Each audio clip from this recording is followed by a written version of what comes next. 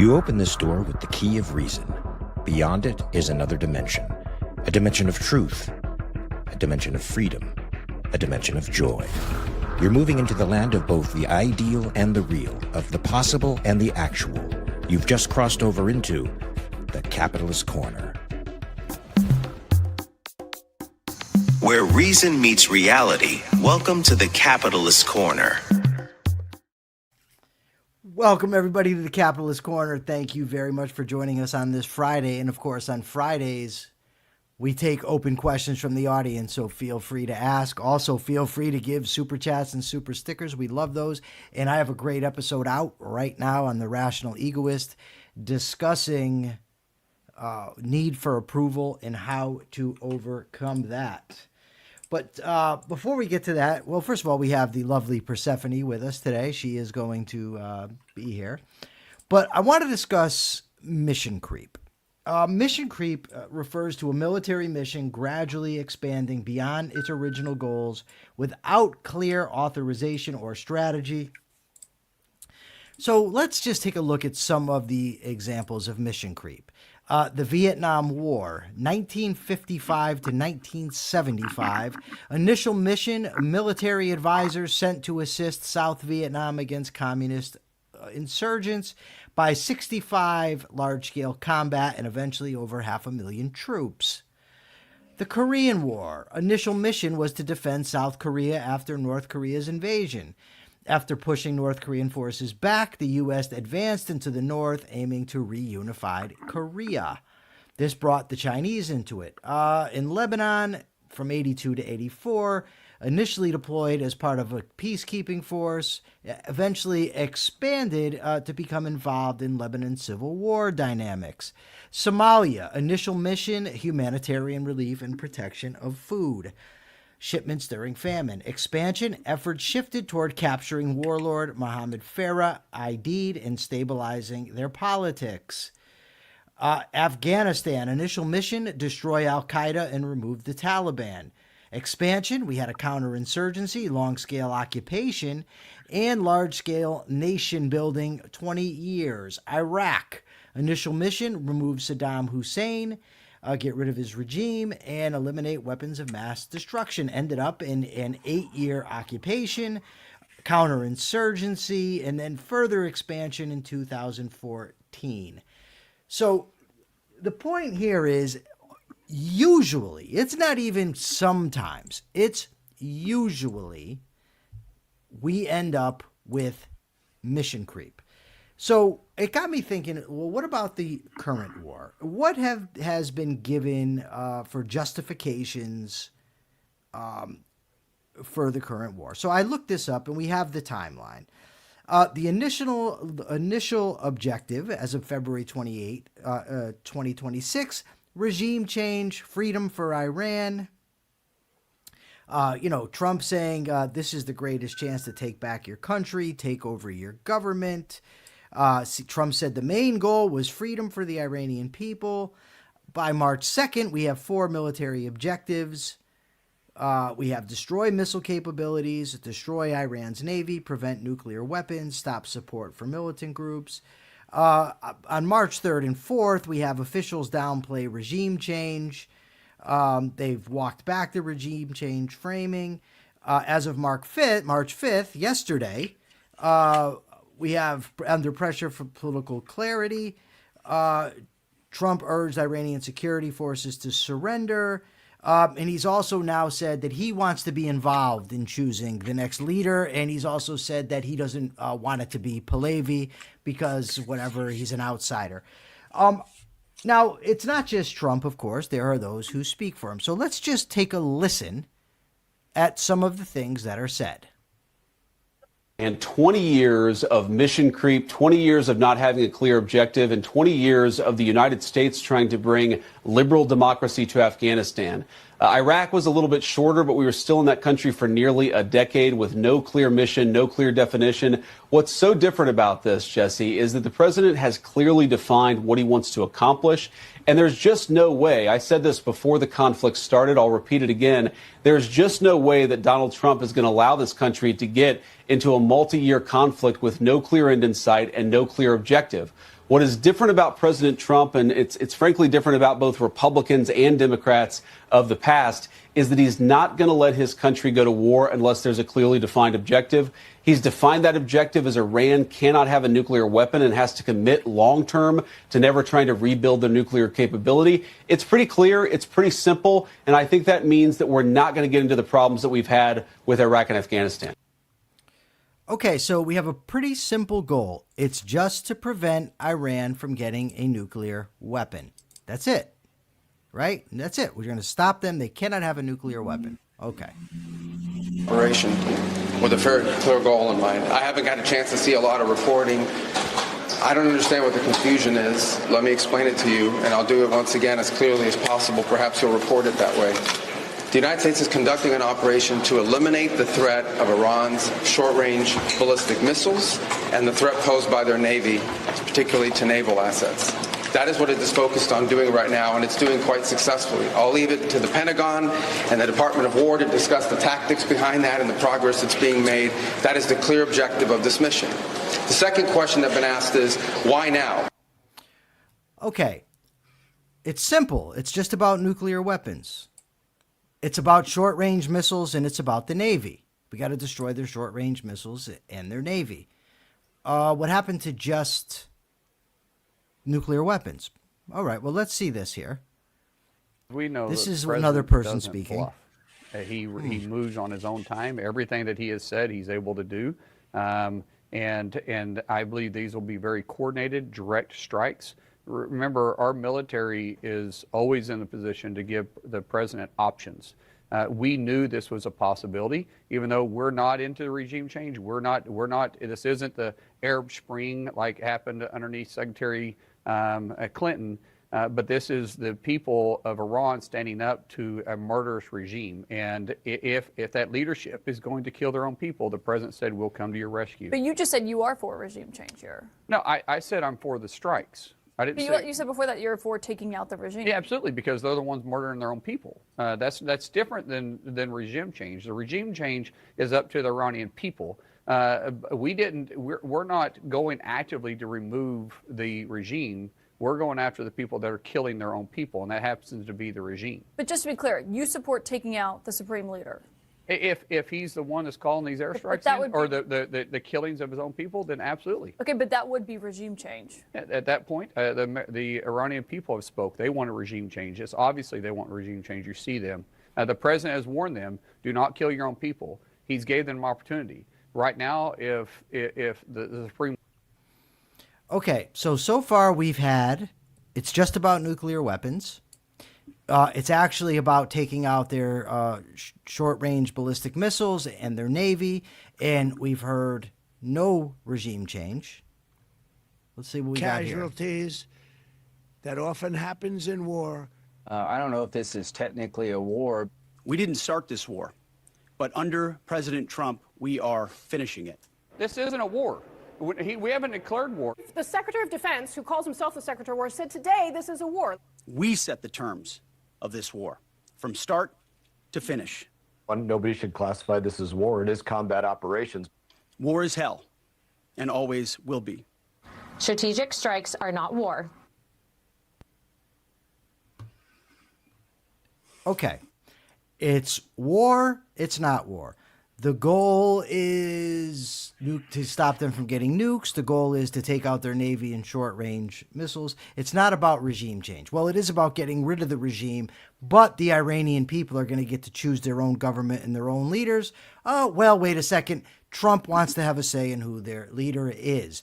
Also, we've heard that we're not ruling out boots on the ground, and we should be able to finish this in 4 to 5 weeks, but there's no guarantee of that. Okay.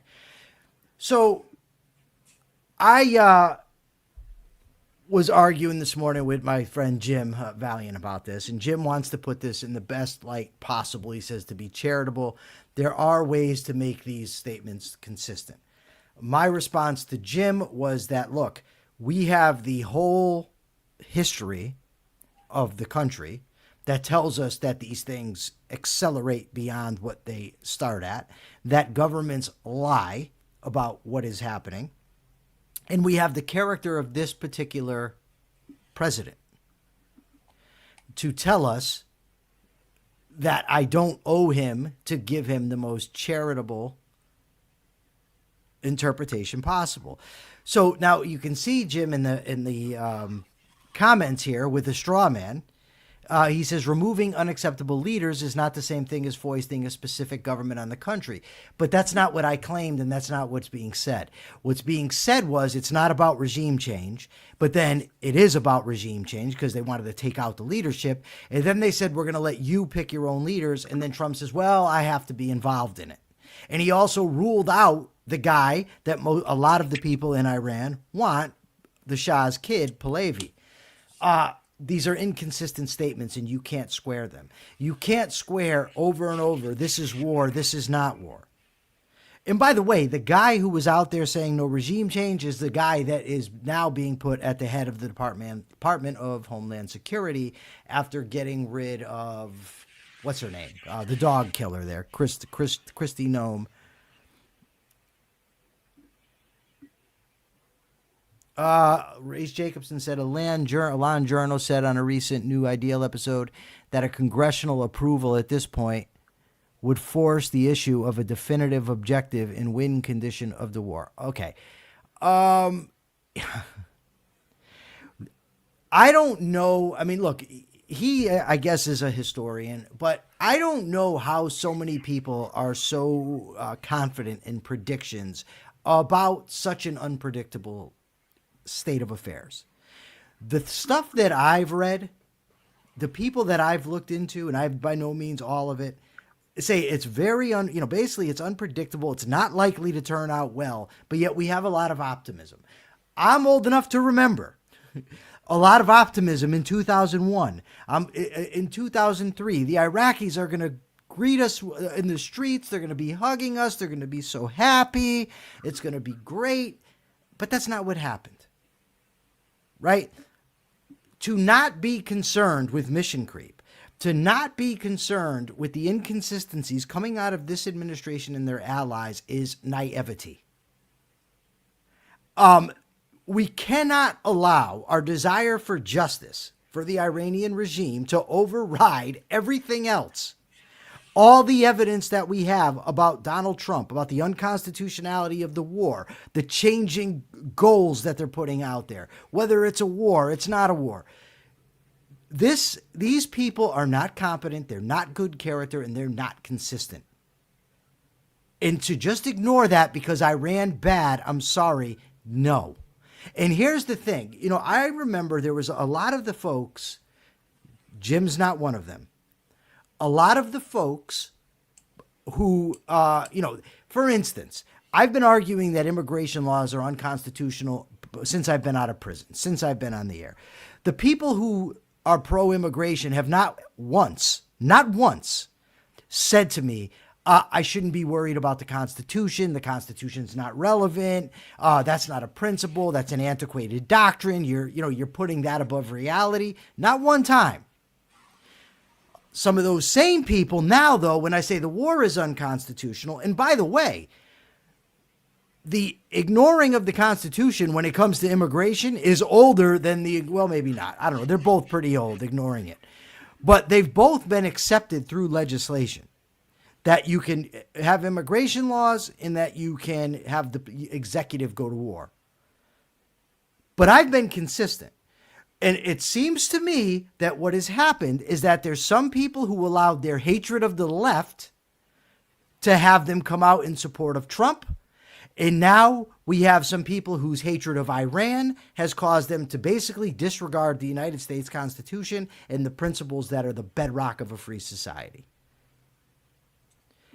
We cannot let the emotions of the moment dictate how we think about things. Well, we can. We shouldn't do it. Right? We should not do this. And Iran is a horrible regime. Their leaders have been despicable. They deserve to die. Let me be just unequivocal about that. Because somebody deserves to die does not mean it's in my interest to do it. Because that regime is bad does not mean it's in the Americans' interest to go to war with them, especially not unconstitutionally. These are the types of things that need to be debated and would be in Congress, because that's where debates take place. Persephone, what are your thoughts? My thoughts?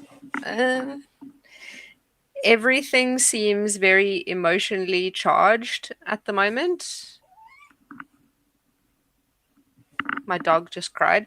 Everything seems especially emotionally charged right now because a lot of people feel a certain way about Iran, that it does something needs to happen there. Someone needs to step in. Emotions are very high, but at the end of the day, you can't know what's going to happen. Especially, we're already seeing so much that's happened just in the last week that is not necessarily super great. Donald Trump getting pissed off at the UK for not letting them for not letting the US use bases, getting pissed off at Spain, missiles in Cyprus. There's just so much already happening in the last week. You can't know what's going to happen. They say it's like 4 to 6 weeks for this war, but they've also said it could go like a lot longer than that. Yeah, and our own intelligence has said that we are not at imminent risk from an attack from Iran. Now, of course, there's people, so it was pointed out to me today, all the times that Iran has attacked U.S. personnel. They're talking about something different, I'm afraid.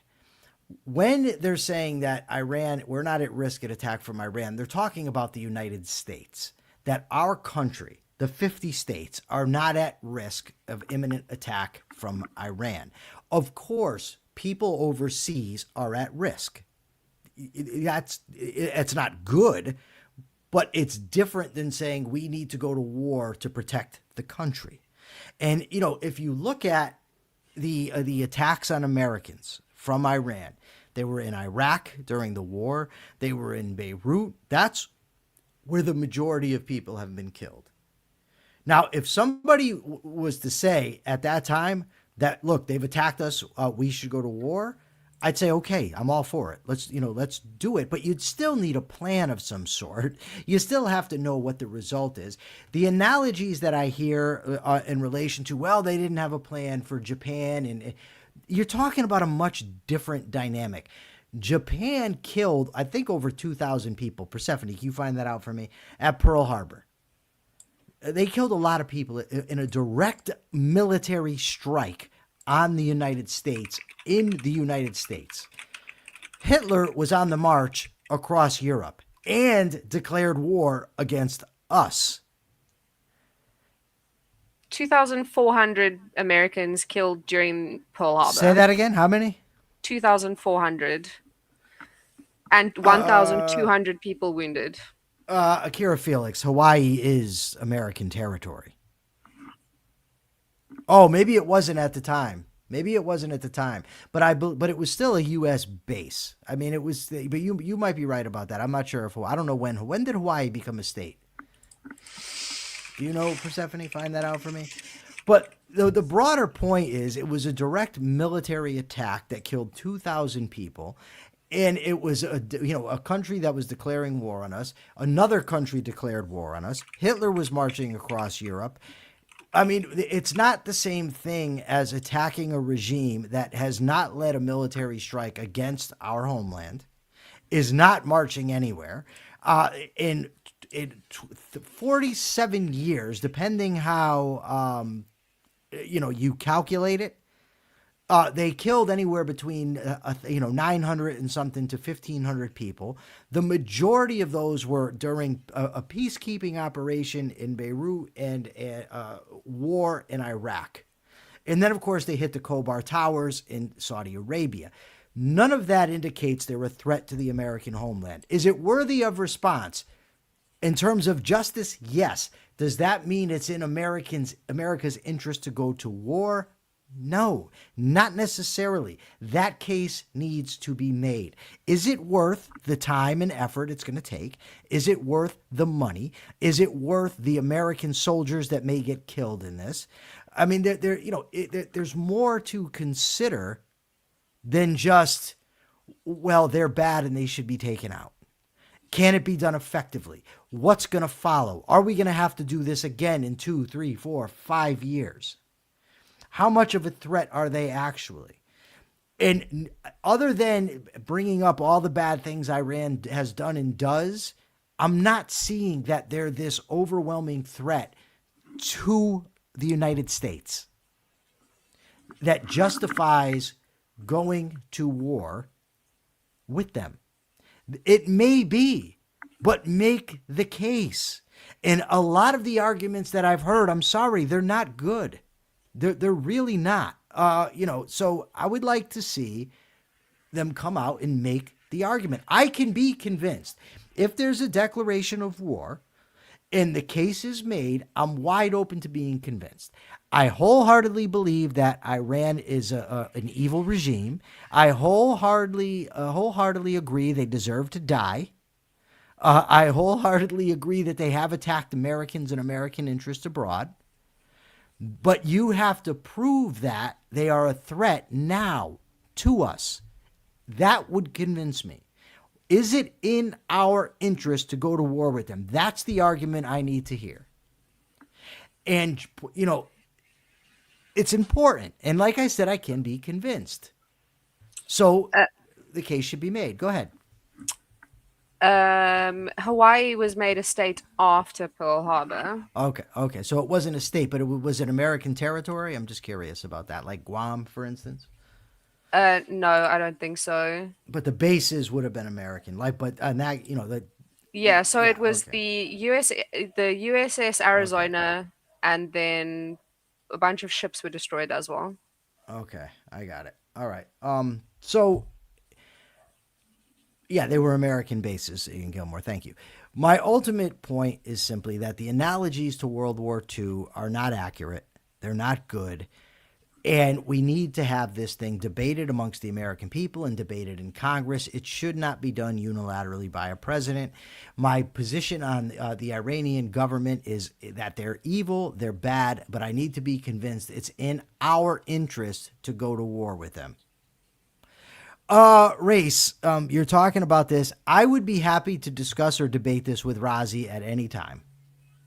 Anytime. I get you're making a joke, but I'd be happy to do it. I have, my thing is this: I've been wrong in the past.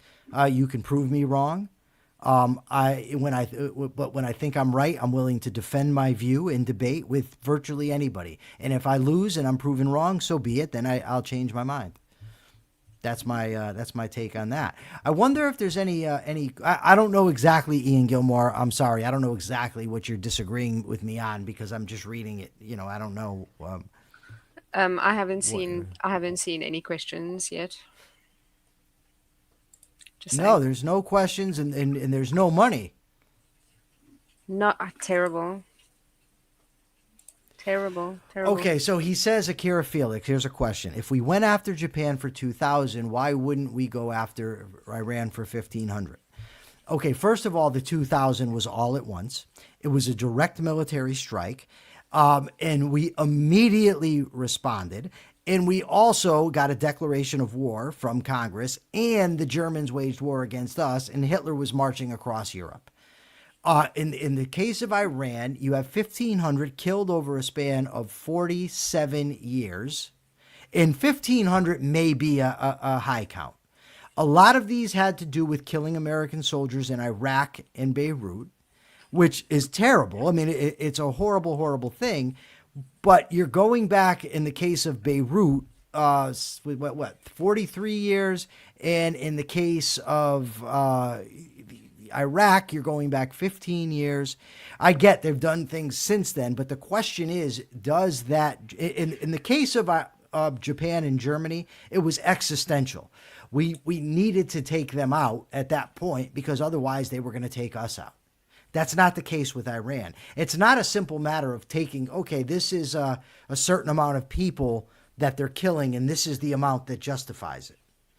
My point is that if over 47 years they've been able to kill 1,500, and the overwhelming majority of those had to do in situations where we were vulnerable in other countries, either at war or in peacekeeping, They've been unable to execute any attacks over here, although they've attempted with kidnappings and killings. They've been unable to execute any attacks. So then the question becomes, is it worth going to war where undoubtedly our people will die? And we may, you don't know what that's going to inspire in terms of terrorist attacks. All I'm saying is make the case. To simply keep saying it's obvious, no. But also the U.S. intelligence said that the imminent threat there was no imminent threat. That's my point, is that if U.S. and Trump is saying it is. Trump says that whatever it is now, 8 months ago, 9 months ago, we've obliterated their capacity for a nuclear weapon. Well, then why do we have to go right now? What's the urgency? Why is it so urgent that they can't go to Congress and have a debate about it and get a declaration? Yeah, I agree with you. I'm looking for some questions. You can give me whatever you like. Can I give you a non-American perspective on why I don't agree with this? And my husband disagrees with me. I'm just going to tell you, if you start insulting them, if you start America bashing, I'm coming for South Africa. I mean, Trump might already do that, because, BRICS. No, I mean, my husband disagrees with me on this because he thinks that this is good. And I just don't like the idea of Trump giving himself like unilateral permission to be the world police. I'm not a big fan of that idea. That's just me personally. My husband disagrees with me, but I don't. Yeah, if Trump thinks that this is a threat that he can just go into wherever, I'm not a big fan of that. Oh, well, I'm not either. And he's already said, he wants to be part of this board or the head of the board over in Gaza, that peacekeeping force. He wants to do this over here. Somebody actually told me this morning that I should just forget about Trump in my analysis of this war. I'm sorry, I can't. He's the commander-in-chief of the armed forces. His character and competence absolutely matter, as well as his erratic behavior and his inconsistencies. All of that matters and should be taken into consideration. Hello, Nicole. Hi, Nicole. Yeah, I'm not stoked about the idea of America world police. Like I do think that the Iranian regime being destroyed is justice, but I just can't get behind America just going, well, I'm going to do this. This is my job now. I'm from an outside perspective. I'm not an American, and whatever happens to your country and your people, like that's something that you have to consider. But just from an outside. I just had my Facebook open and the mic was on, so it like made everything I just said to you into a post. I'm just glad I didn't hit. No, Danny, you're not wrong. Many countries do turn to the United States when they need them, and that's part of the problem. I mean, Bin Laden and company didn't mind America's help when they were fighting the Soviets. Later on, they were upset that we had bases in Saudi Arabia. So no, people, when a lot of countries, they want to bitch about America being the police of the world, but then they want America to be the police of the world. I think if there's agreement between countries, I think it's different. It just happened again. What is happening? Being a world police implies sacrificing Americans. Yeah, that's the thing. It's your military that's going in and dying in all of these other countries. So it's not great on that front either. Well, my that plays a big part in my thinking, is how many Americans have to die, for this. Oh, I got to get it. I had to close that up. It was just kept happening. Welcome to the technical difficulties corner. Well, I have to. Well, I don't have to. I just, you know what I mean? Yeah, I like to look at things because maybe there's something to talk about. when I'm looking over there. So yeah, I just want someone to actually make a strong case. The cases that have been made, I don't want to get into that right now. I've read Dr. Peikoff's case from 1997 and from 2001. I thought they were bad arguments on his part. I listened to Yaron Brook the other day, and he was talking about how, this is a great thing. And then on the other hand, talking about how bad it is to violate the Constitution. So I don't know how he can call it a good thing while then talking about all the harms that could come from violating the Constitution. He also knows how erratic Trump is. I just think that passion sometimes leads to bad thinking. I don't think it's a moral failure on anybody's part. I think that it's a very true statement to say the Iranian regime is evil. I remember when I was a little kid and they took the American hostages. I get that's why, people, that's the starting point where a lot of people are very angry. I understand all that. But when you're making an argument for something as serious as war and you're advocating for people to go and risk their lives, you have to make strong arguments, and I just haven't seen them. Maybe somebody will. I haven't seen them. Yeah. Akira Felix says Trump pinky promised that there wouldn't be any boots on the ground, but they have already said that they're not ruling that out. So even if he did pinky promise, that's another thing that he's already gone back on. I want to examine something here. Okay. They poison schoolgirls. I haven't heard this. It wouldn't surprise me. Why is it in the United States' interest to take out a regime that does that? That's what I'm asking. I don't need to be told how bad they are. I know they're bad. But why does that justify, or why does that make it in America's interest? That's the question I want answered. If I could push a button, right? If I could push a button and just say destroy the regime, I would do it. But thinking that it's justice, thinking that those people need to be protected, that the regime needs to be destroyed, that's completely separate from who should be doing that. I mean, Christopher Smith, I'm sorry, buddy, but you got to come with better than this. I would like to hear the arguments. Free world. We could remove Iran from the map tomorrow and it wouldn't be a free world. We wouldn't even have a free country over here. So it's not that we're just going to eliminate Iran and have a free world. No.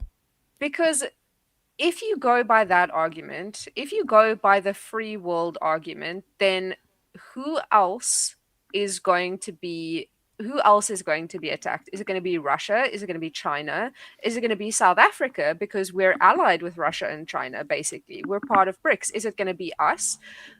How many other countries to get the free world? How many other countries are you going to go to war with? $1.99 from Gary Menard. Thank you. Okay. I don't agree with Matt Walsh on this issue, Nicole, and I'll tell you why. We may be uttering the same words.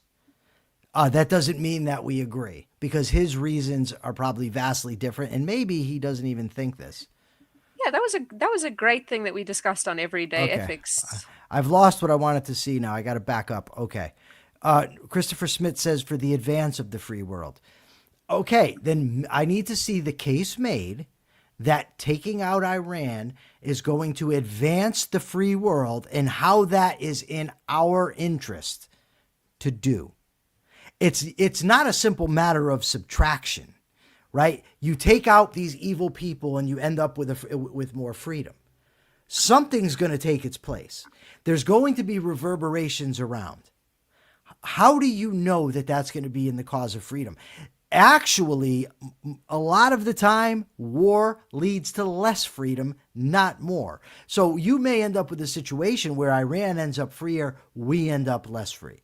You have to make the connection. You can't just say, the regime's bad, we should take them out. It's going to advance the free world. They've attacked us in the past. All of that points to that they're bad, which I already get. What I want to see is the argument that it's in our interest. I want to see, we've got from Rock Chartrand, he said, I think of Christianity as authoritarian and collectivist, but I wonder if that reflects what Jesus preached or was the consequence of mixing the religion and government later. I don't know. Okay. As an American, I feel an imminent threat from Islamism every day. Doesn't the virtue of justice demand we militarily defeat Islamism? I'm going to need, thank you for the $5, Rob. The fact that you feel an imminent threat from Islamism, I'm sorry, but it's not relevant. Your feelings tell me nothing. What I want to know is, what are the arguments that we are at imminent threat from Islamism? Because people feel that they're at imminent threat from immigrants all the time. I mean, that's the arguments that some of them come over there. They feel unsafe. Their emotions are going everywhere. We need to protect the homeland, from all these immigrants. And I know that's bad. Do I think that Islamism is bad? Sure. Does that mean that it's an imminent threat to the United States that justifies going to war with Iran? Well, I mean, what about Turkey? Turkey has, the Muslim Brotherhood over there. I believe Qatar does as well. There's Islamism there. Should we go to war with those countries? 15 and 19 hijackers were from Saudi Arabia. Should we go to war there? What about the Taliban? I mean, that's Islamism. We let them back to take over their country. So, I get that you fear it, but to say because you fear Islamism means that Americans should go die is a bit of a stretch to me. Rob Naser says, I don't agree with Matt Walsh on any issue. Matt Walsh has the Midas touch. Everything he touches turns into a muffler. And yes, it's exhausting. Robert, that was great. Ian Gilmore also says you can't feel an imminent threat every day. That needs some more thinking. Yes, absolutely. Ray says imminent and existential are not the same thing. No, they aren't. Again, our own intelligence ruled it's not an imminent threat. So are we going to then, and if somebody says to me, well, we shouldn't believe the intelligence. Okay, so the incompetence that we got running the intelligence then, combined with the immoral character of the president, who hasn't exactly demonstrated his competence, we're going to take all that and go to war and it's all going to turn out swell? I mean, it just doesn't follow. There's people who for years have been talking about how horrible and untrustworthy Trump is, that he's an authoritarian. Not 3 weeks ago, the very people who were saying Trump is an authoritarian at the head of the Gestapo now think he's equipped to conduct a war. Come on. I mean, can we just have some consistency in our thinking? That's all I want. And by the way, I didn't say that ICE was the Gestapo. I wasn't one of those people. I actually argued against Harry Binswanger's article, even though I largely agreed with the sentiment. I certainly think that ICE is dangerous. I certainly think that immigration laws are unconstitutional. I think that what was going on is terrible. But the very people who said Gestapo, Gestapo, Gestapo are now like, oh yeah, but we could trust him now during wartime. It doesn't follow. Deep breath. Okay, we got $2 coming from Kathy Cassio. Thank you so much, Kathy. I just would like some consistency, right? And I don't think that it's because people are bad. I think when people become emotional, I think that sometimes the reasoning goes awry. And I think that there's a very real sense that Iran is bad and evil, and they are. But that's not what we're talking about here. Yes, I agree with you. When the emotions are high, it becomes a lot more difficult to... Who's psychologizing, Christopher? I'm curious. I'm curious because I'm not telling anybody psychological motives. What I'm saying is I'm giving an opinion that it seems that that's what's occurring. I'm not saying it's definitely what's occurring or guaranteeing it, but there certainly has to be, something when the inconsistency's there. And I got to tell you, what you just did, I really am not a fan of, Christopher. I just, when people come out with the stuff that's from the, No, it's not just people who disagree are emotionally driven. That's not what I said. What I said was that when people have gone from the extreme of saying Donald Trump is the head of the Gestapo and that he's an authoritarian, and then now they're saying that they can trust him to execute a war, I'm wondering what could be the cause of that. And I'm speculating that it might be a keen sense of justice and their emotions are straying them. I'm not saying that's what's doing it. And I'm not saying everybody who disagrees is doing that. I'm specifically referring to people who 2 weeks ago were posting things about, the guy that I debated the other day, Michael Nyron, who was telling me that I'm treating the Constitution as a Bible and originalism is rationalism. If you go to his Facebook page within, I think 2 weeks ago, he was saying how Trump is putting these illegal tariffs in place and it's so horrible that he's doing it and it's a good thing the court is striking him down. Come on. Consistency. That's all I'm asking. That's why I'm saying what it seems like to me. I'm not saying that's what it is, by no means. And I'm not saying, that everybody that disagrees, this applies. But I have to suspect it's something. Robert says, to be fair, it's a different thing to say people are being passionate and are being emotional. Absolutely. I'm passionate. What I'm saying is that we shouldn't let emotions drive our thinking. We shouldn't let emotions dictate our conclusions. And it just seems a little or a lot odd to me that you could go from thinking that Trump is basically the equivalent of a Mussolini to think that he's the guy that we should have conducting a war, and unconstitutionally at that.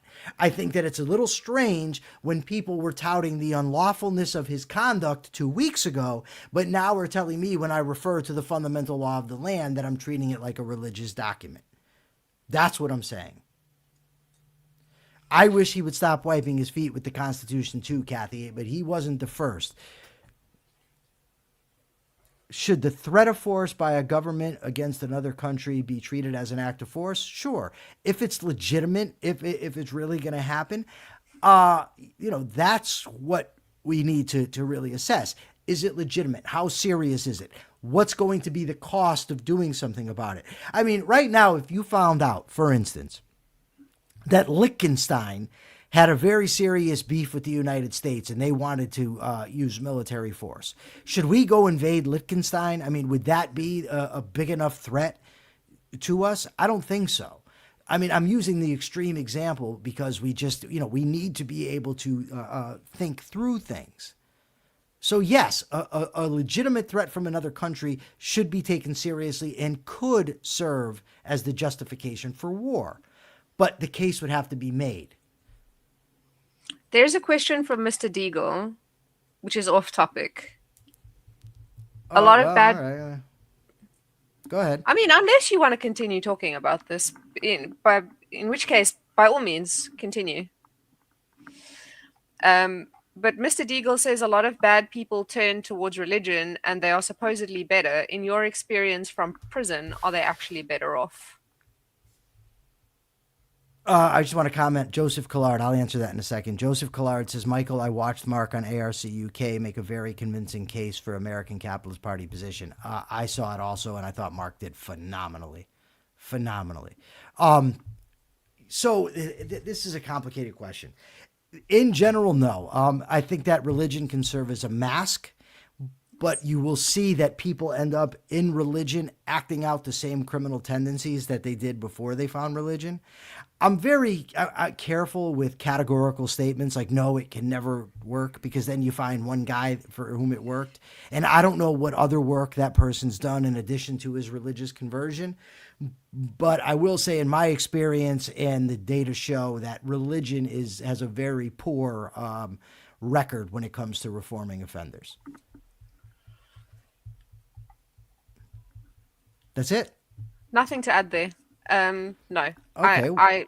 I agree that religion can act as a mask, because a lot of the shittiest people I know are, and I mean it's anecdotal, but a lot of the shittiest people I know are very religious. Okay, Rock, you're asking a good question. Rock says, do you think America shouldn't go to war with Iran because they aren't threatening enough or because Trump is stupid plus proper procedure? Would you be in favor of the war with approval? There's a lot of reasons that I'm suspicious about the war. I oppose the war unequivocally because it's unconstitutional. Let's start there. So now let's say you can get over that hurdle and you can get into you can get congressional declaration. Then, yes, Trump's character and the fact that he's incompetent would concern me, and they would definitely be something that would make me suspicious of the war. Also, I would have to factor in how threatening they are, what would be the cost of executing the war. I'm not unequivocally opposed. What I am is skeptical that it's necessary for us to go to war with Iran. So I could be convinced. I think they're definitely a bad actor. I think they've definitely exported terrorism, and I think they've definitely attacked America. So I'm open to the arguments for going to war. But yes, Trump being the president is a consideration. The main consideration, the biggest one, is that it's blatantly unconstitutional. And one of the reasons that it would be important to go to Congress, I might have said this before, I probably have, is then we would have debates about how necessary it is. How, we wouldn't have Trump who just comes out and said, if we don't do this, they're going to get a nuclear weapon where, they're going to attack us, despite the fact that his own intelligence says no. So I need more than Trump's word. And I need more than him just taking the country into war.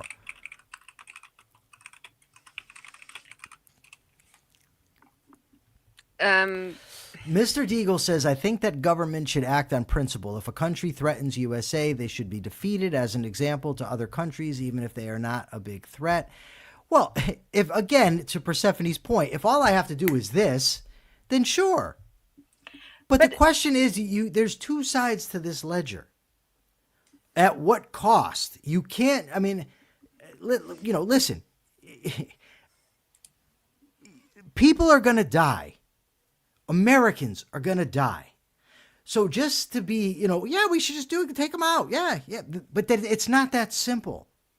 And I need the argument on why it's worth it for Americans to die in any situation.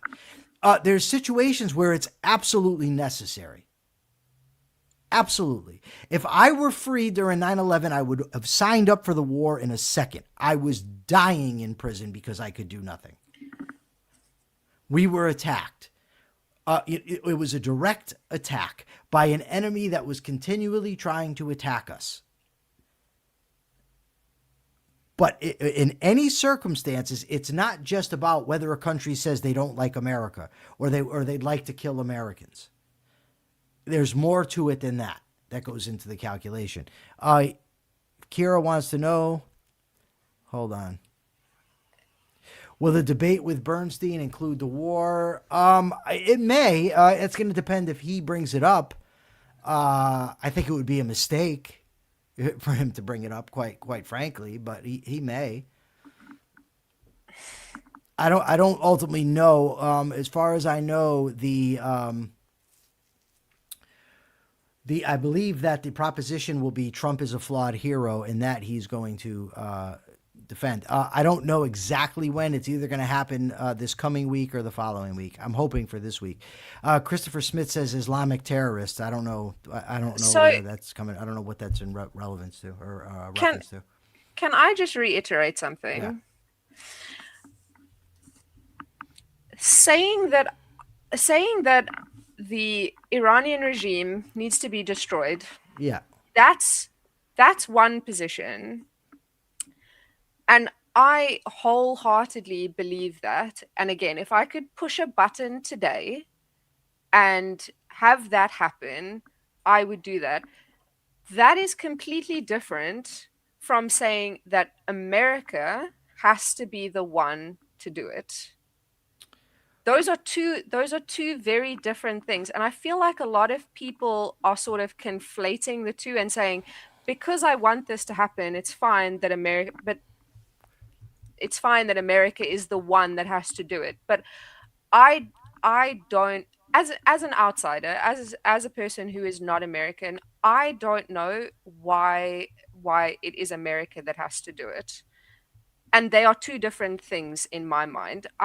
You can hold both positions. You can believe that they need to be destroyed, but also understand that America doesn't necessarily have to be the one to do it. Especially Sure. when there's like a lot of risk to America, to Americans. Yeah. I want to just say, we got a few minutes left here, but I've seen an interesting thing happen.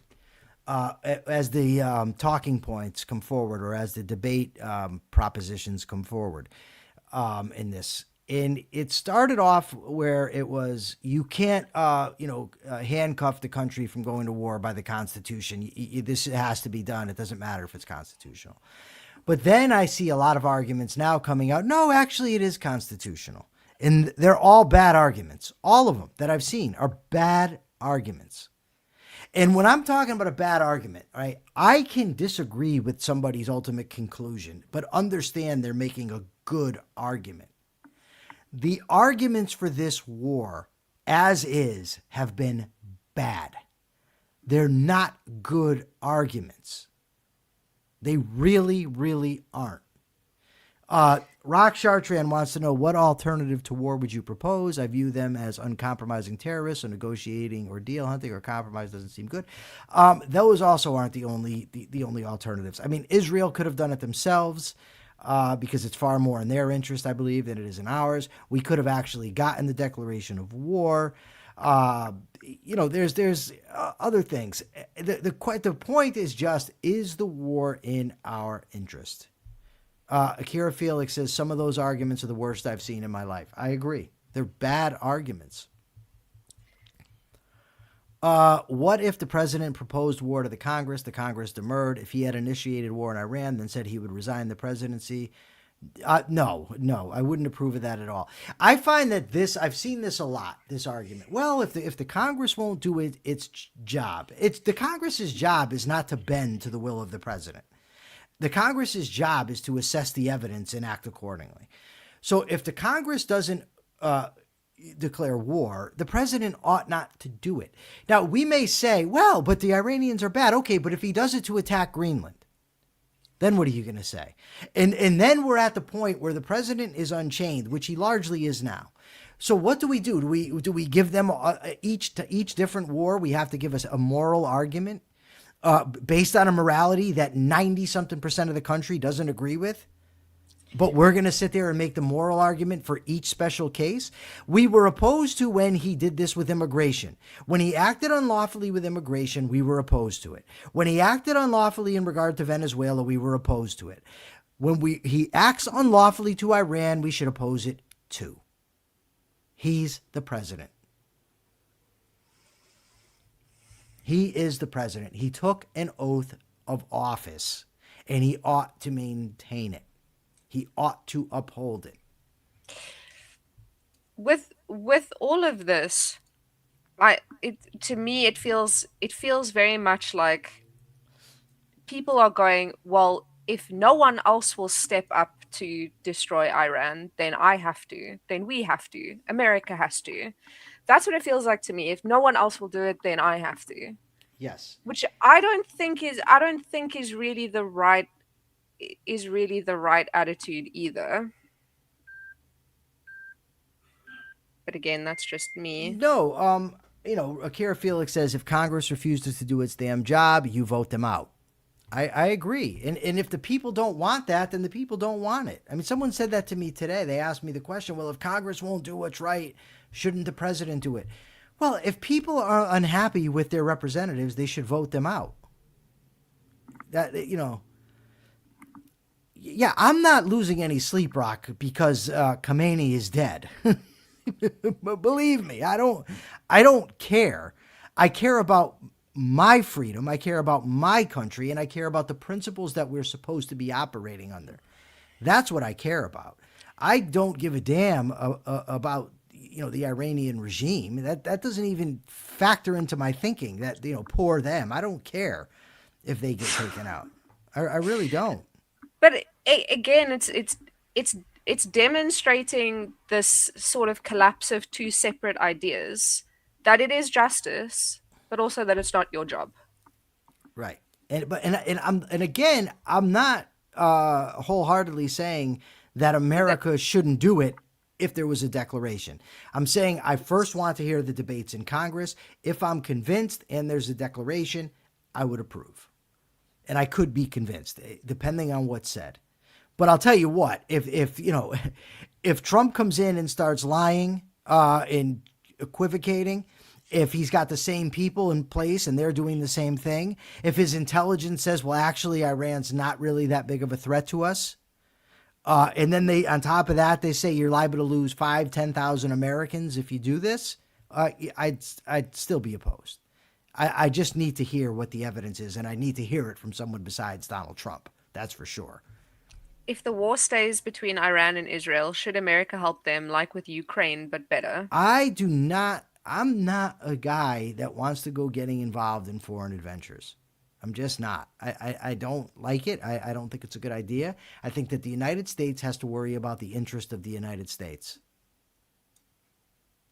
Ian Gilmore, you're very correct about that. And she also said after the hostages were taken, and not long after in Iran, when she was asked, she said, it's too late to do something about it. So clearly she didn't like the idea of waiting 25, 30 years to, get into wars.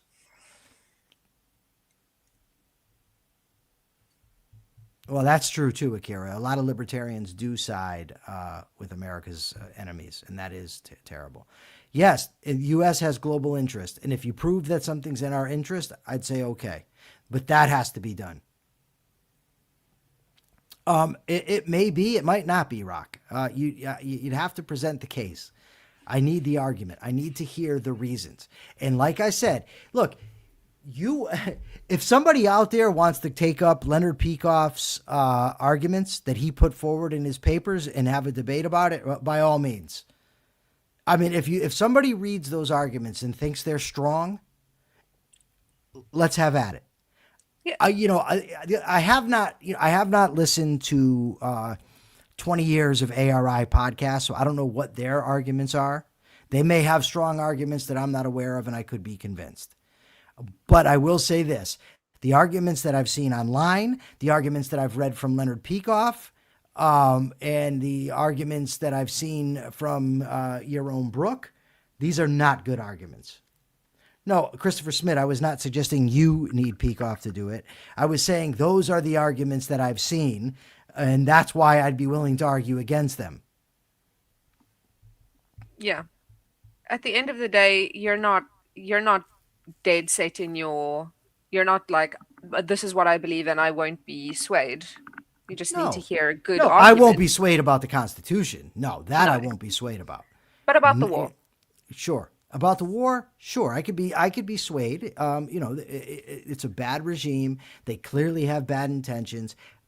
It just depends on whether it's in our interest. All right.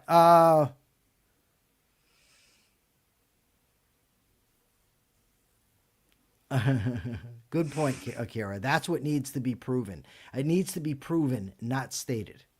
That, make an argument. So, capitalist thought of the day. I don't even know what it should be. Capitalist thought of the day. Capitalist thought of the day. Freedom requires a government to be restrained, period. A government that's not limited by anything can do whatever it wants. We don't want that. And to think that a government would be just unchained as it goes after immigrants or as it executes wars, but it's never going to come about to harming us is just silly. So we need to advocate for a restrained, limited government, and as one of the preconditions of freedom of capitalism. So Persephone, you got a question that you can ask? Oh, I want to say one thing. Christopher Smith, come on. World peace is in America's interest. Yes, world peace is in everyone's interest. World peace is not on the table. Nowhere. Not in any shame, form, or fashion is world peace on the table. Go ahead, Persephone. What are your plans for this weekend? That's my question. My amazingly well thought out question. Persephone wants to know your plans. Akita. Who's Akita? Anyway, Persephone is very nosy. She wants to know your plans for the weekend. So I would say let her know. Maybe let her be... let her be, what's the word? I'm nosy. Audience, I just want to say thank you for the super chats, the super stickers, and also thank you for your comments.